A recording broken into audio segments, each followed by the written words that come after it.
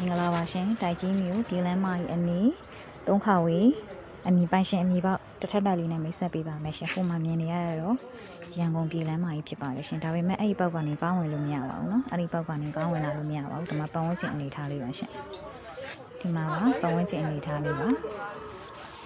ဒီဘက်ကနေဝင်ရမှာဖြစ်ပါတယ်ရှင်ဟိုဘက်ကရထားလမ်းခံနေလို့ဝင်လို့မရပါဘူးเนาะဒီဘက်ကနေပတ်ဝင်မယ်ဆိုဆိုင်ငယ်နဲ့ဆို2မိနစ်လောက်1မိနစ်က2မိနစ်ဆိုရောက်ပါတယ်ရှင်မျက်နှာဝါကဒီချမ်းလေးဖြစ်ပါတယ်မျက်နှာဝါ20ကိုနောက်ကိုပေး100ကျော်ရှိတယ်3ခါဝေးအမီပါလေးပါအိမ်လေးကတော့ဒီမှာပါမျက်နှာဝါကတော့20ကိုရှိတယ်နောက်ကိုပေး100ကျော်ကျဲတဲ့3ခါဝေးအမီပါလေးပါပိုင်ရှင်အမီပါလေးပါเนาะအိမ်လေးကတော့ဒီမှာပါမျက်နှာစာလေးကဒီမှာပါရှင်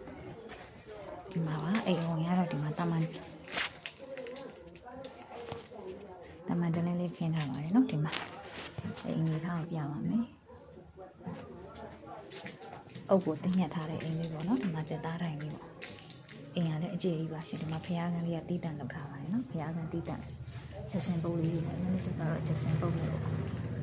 တစ်ဆိုပေမဲ့တစ်ကောင်းနေပြင်းကလေးတွေတုံးထားတာပါเนาะဒီဘက်မှာဒါချေရင်ဘက်အိမ်ရဲ့အကျယ်ကလည်းနောက်ကိုဆိုလို့ရှိရင်မျက်နှာဝါက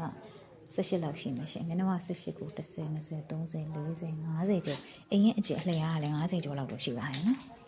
ဒီမှာပါနောက်ကိုပေး100ကျော်ကျဲတဲ့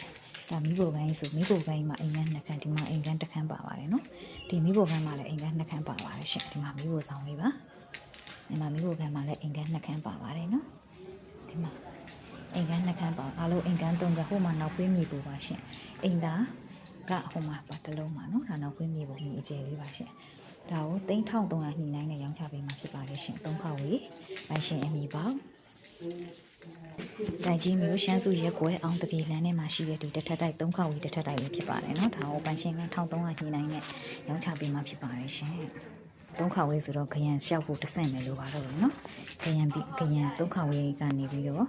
ခရံလျှောက်ဖို့အတွက်အဆင့်အများကြီးမလိုတော့ပါဘူးနော်